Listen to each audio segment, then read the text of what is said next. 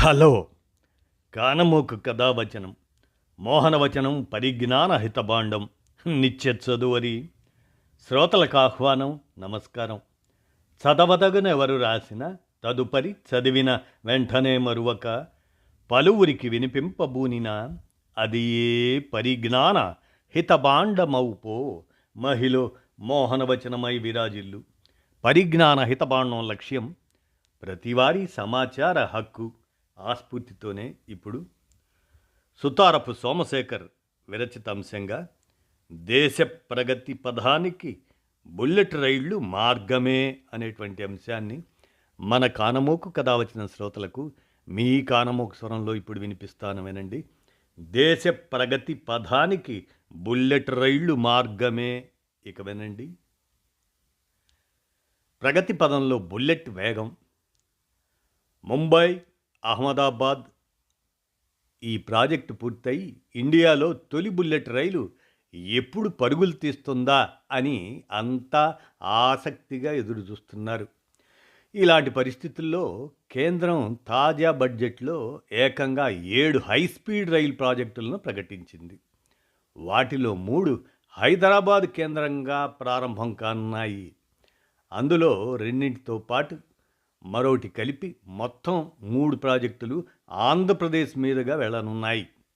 ఆయా ప్రాంతాల అభివృద్ధికి బుల్లెట్ రైళ్లు ఊతమవుతాయి. అది ఎలాగో మనం అర్థం చేసుకోవటానికి, రైలు ప్రయాణం అనగానే సుదీర్ఘ సమయం, తీవ్ర అలసట అనే భావన ప్రజల్లో నెలకొంది. బుల్లెట్ రైళ్లు ఆ దృక్పథాన్నే మార్చేయనున్నాయి.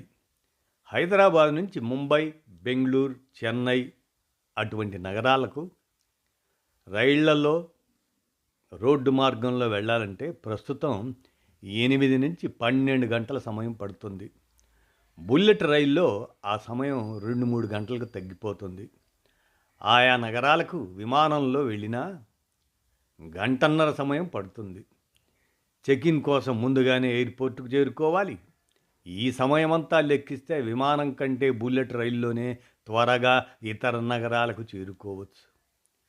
నేటి పోటీ ప్రపంచంలో ప్రతి గంట కీలకమే.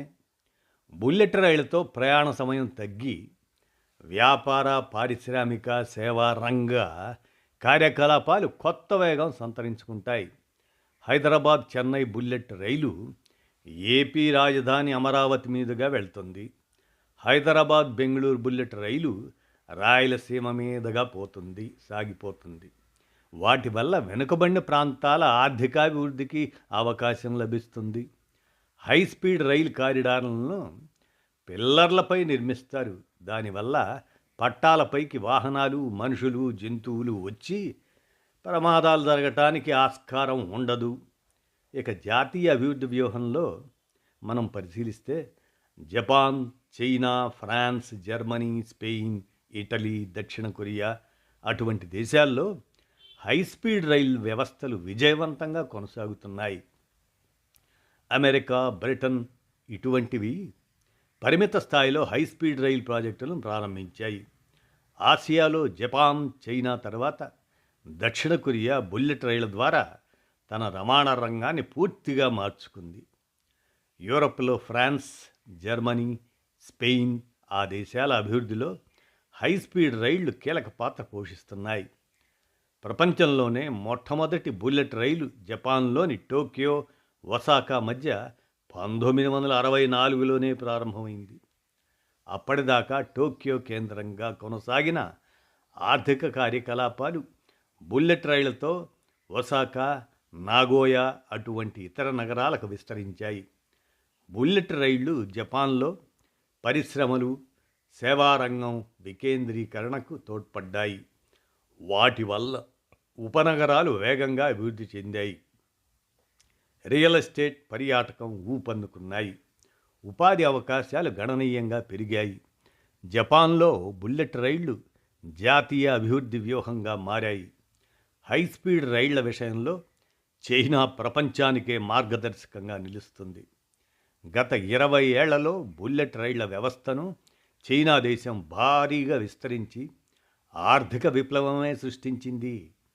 బీజింగ్, షాంఘై, గ్వాంగ్జౌ, షెంజన్ అటువంటి కారిడార్లు చైనా ఆర్థిక వృద్ధికి వెన్నెముకగా మారాయి. బుల్లెట్ రైళ్లతో చైనా తీర ప్రాంతాలను అనుసంధానించింది.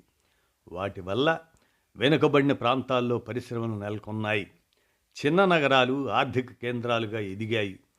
ఫ్రాన్స్, జర్మనీ తదితర దేశాల్లో నగరాల సమతుల అభివృద్ధికి బుల్లెట్ రైళ్లు తోడ్పడ్డాయి. ప్యారిస్పై ఒత్తిడిని తగ్గించేందుకు ఫ్రాన్స్ హైస్పీడ్ రైళ్లను వినియోగిస్తుంది. దానివల్ల చిన్న పట్టణాలు ఆర్థికంగా బలోపేతమయ్యాయి. కార్లు, విమానాలపై ఆధారపడే అవసరాన్ని తగ్గించి పర్యావరణ అనుకూల రవాణా సాధనంగా అవి నిలిచాయి. జపాన్, చైనాలు బుల్లెట్ రైళ్లను కేవలం వేగం కోసం కాకుండా ప్రాంతీయ అసమానతను తగ్గించేందుకు, ఆర్థిక విస్తరణకు వాడుకుంటున్నాయి. మరి స్పష్టతతో సాగితేనే ఏదైనా అభివృద్ధి.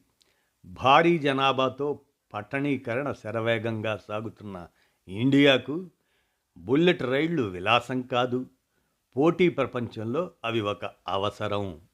ప్రయాణాలను వేగవంతం చేయడం, తద్వారా బుల్లెట్ కారిడార్లు దేశ ఆర్థిక పటాన్ని మార్చే అవకాశం ఉంది. అయితే ఖర్చులు, భూసేకరణ, పర్యావరణ అంశాలపై స్పష్టతతో ముందుకు సాగినప్పుడే హైస్పీడ్ రైలు ప్రాజెక్టులను నిర్ణీత కాల వ్యవధిలో పూర్తి చేయడానికి వీలవుతుంది. ముంబై అహ్మదాబాద్ బుల్లెట్ రైలు ప్రాజెక్టు విషయంలో చవిచూసిన సవాళ్లు, సమస్యల నుంచి పాఠాలు నేర్చుకోవాలి. భూసేకరణ అంశం రాష్ట్రాల పరిధిలో ఉన్నందువల్ల కేంద్రం వాటితో సమన్వయం చేసుకుంటూ త్వరితగతిన ఆ ప్రక్రియను పూర్తి చేయాలి. అప్పుడే భారతదేశంలోని నగరాల మధ్య హైస్పీడ్ రైళ్లు వీలైనంత త్వరగా పరుగులు తీయడానికి అవకాశం ఉంటుంది అంటున్నారు సుతారపు సోమశేఖర్ గారు. ఈ అంశాన్ని మన కానమోకు కథ వచ్చిన శ్రోతలకు అవగాహన నిమిత్తం ఈ అంశాన్ని వినిపించాను. విన్నారుగా, ధన్యవాదాలు.